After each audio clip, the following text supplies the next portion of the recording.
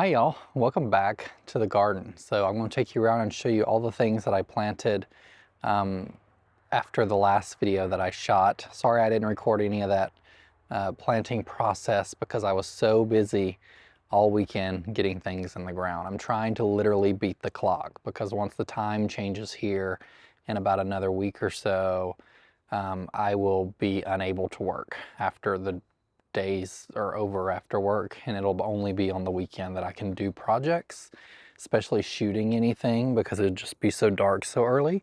So let's take a look at some of the trees first that I've placed, and then we'll take a look at all the shrubs. So I've expanded a little bit out here into the yard and planted some of the things I had sitting in containers that I'd picked up locally or that Proven Winners had given me, or first edition shrubs and trees.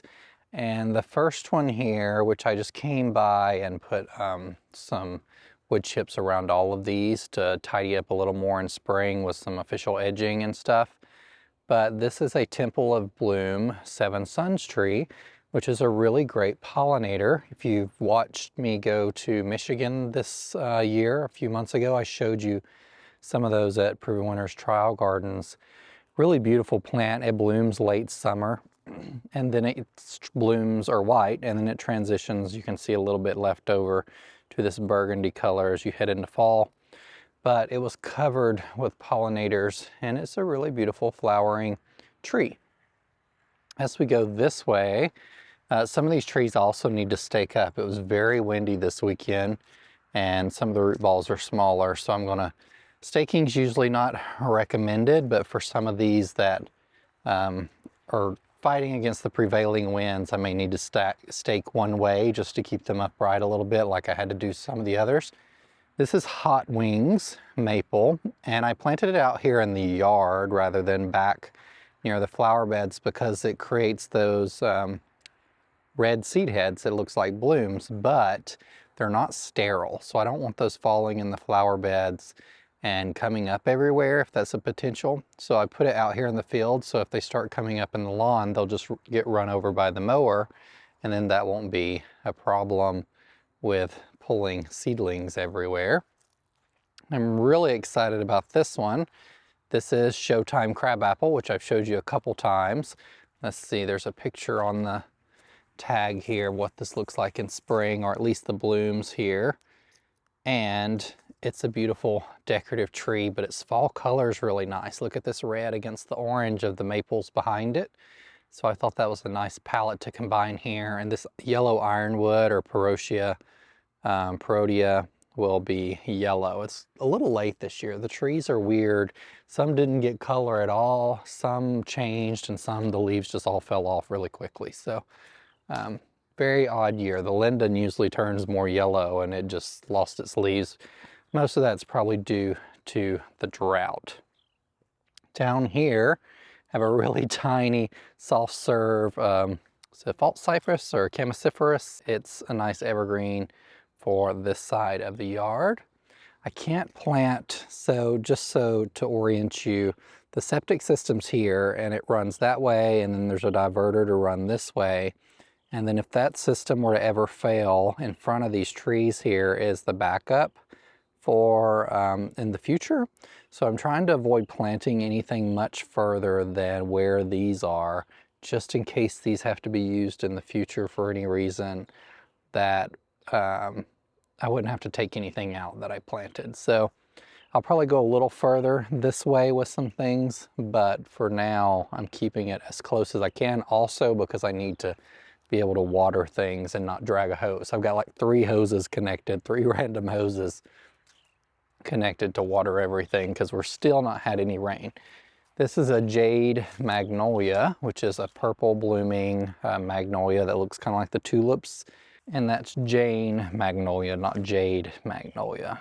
But you can see it's already got buds for next year here. So let's take a look at the swing set first, shall we? I wish I had shot this video yesterday because we had another frost last night. And of course it got all of the blooms on the hydrangeas that were still blue out here. Before we go any further, I'm going to talk about some bulbs I planted in this bed. And Heirloom Roses has a sale on roses and bulbs through Halloween. and the coupon code is Southern Treat. So if you're looking for bulbs or are looking to buy some roses to plant this fall, which is a great time to plant really anything so it can get settled in for winter and prepared for spring, you can just use that code and it'll apply that coupon directly to your cart. So now you can't really see what these blooms look like, but I added in some 𝗗𝗓𝗗𝗏 that I had from Walter's Gardens and Proven Winners. And right here doesn't look like a whole lot, but there are some hosta here that are going to get massive. This whole area, some of these hosta get 4 to 6 foot wide. So that would be, of course, if they get enough water and the right conditions. So they may not get that big here. It's going to be a test, but there are in total a lot of big hosta here. So some of those are Diamond Lake, Hudson Bay, and I kind of alternated them. I think there's like Hudson Bay, Diamond Lake, Hudson Bay, Diamond Lake, Hudson Bay, Diamond Lake, all the way down. And then I tucked in some hellebore that I had in a container right here, and some other interesting things, some ferns and some more 𝗗𝗓𝗗𝗏. I did plant my heirloom roses bulbs here, and so I got my Fritillaria. I planted right here in a little grouping, the small ones, the small snakeheads. And then I interplanted some daffodils, including a Winston Churchill grouping here that I got from heirloom roses, and one of the Alba Fritillaria in the back because it gets really big. It says it'll get up to 4 foot tall, and those bulbs were as big as my fist. And so I planted them in the center behind this swing set here. But in between all of the hydrangeas, I had pulled up a bunch of bulbs in the spring, or early, I guess early summer, late spring, because there was a huge grouping in the front garden bed that had become overgrown.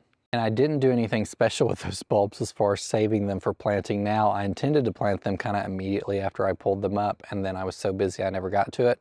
So I literally threw those bulbs, or threw them on the ground on the north side of the house under some trees there, just on top of the soil, and threw some water on them every now and then.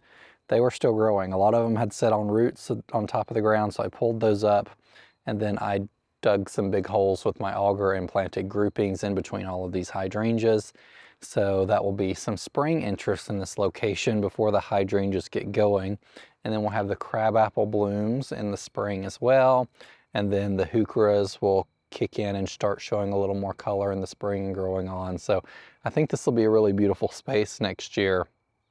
And I'm going to continue to like tuck things in and around, especially around the swing set, because there's not going to be a whole lot of vigorous swinging there. When I get an idea of how these things are going to grow in. All right, let's take a look at the mixed shrub border. I went through and planted some perennials in here, a lot of things that are drought tolerant or drought resistant because I didn't add water to them. Only the shrubs in this bed really have water. So I have a string theory 𝗖𝗢𝗗𝗦, which is this one right here. It's a little wild.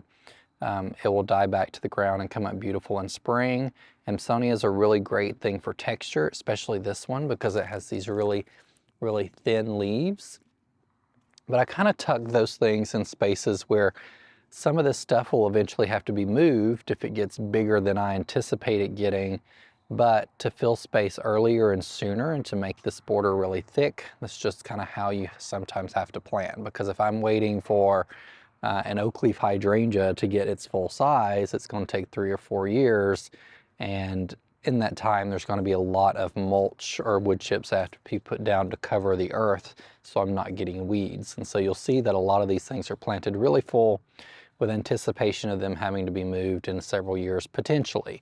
They might intermingle really well and grow along together really nicely and just require some pruning or trimming, but some things will probably definitely need to be moved. So all of the plants here I showed you in the last video as far as tucking some things in, but I did tuck in like some yarrow in here. This is a new purple one from Walter's. Here's the tag right here. It's a really beautiful bloom. It's called Firefly Fuchsia. Let me see if these are still looking okay. They're a little rough, but it's a purple one, which is really stunning. And then we got some pink profusion salvia here, which are also drought tolerant that I just used to fill space. And then you can see as we head this way where those shrubs or how they landed in this flower bed. I ended up planting the green wall spire crabapple right here. And I think in the last video I mentioned it only got a foot or two wide. Actually, it's about 4 to 5 foot wide. So I pushed it a little further this way than I had originally intended to do it. And I think it'll look really nice right here. I underplanted it with some sedum that is not on drip irrigation.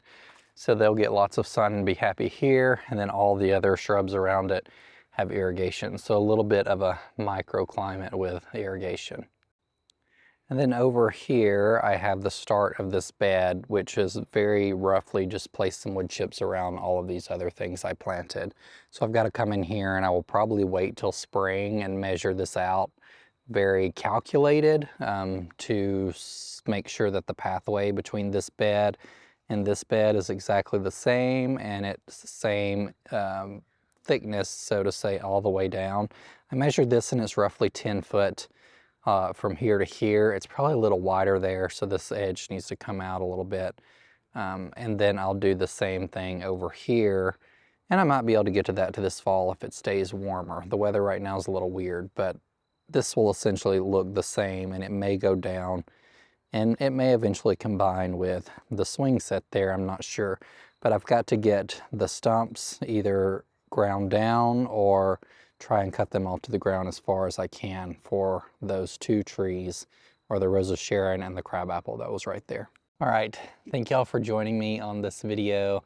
I really like this spirea behind me. It's called Double Blade Doozy with this fluffy Arborvitae here. It's so pretty, the color combination, because it has red tips, and of course that's yellow. Really nice, and then it'll grow out and have some really beautiful blooms in the spring. Thank y'all for joining me on this little walkabout. My next projects are to start fall cleanup. So pulling up the annuals that are left over in the front flower bed mostly, cleaning out any remaining containers and just wrapping it up for winter, because this guy does not like the cold. So I will not be out here very much when the temperature does finally drop. Thank y'all for joining me this evening. And remember, be a light. Take care. Bye.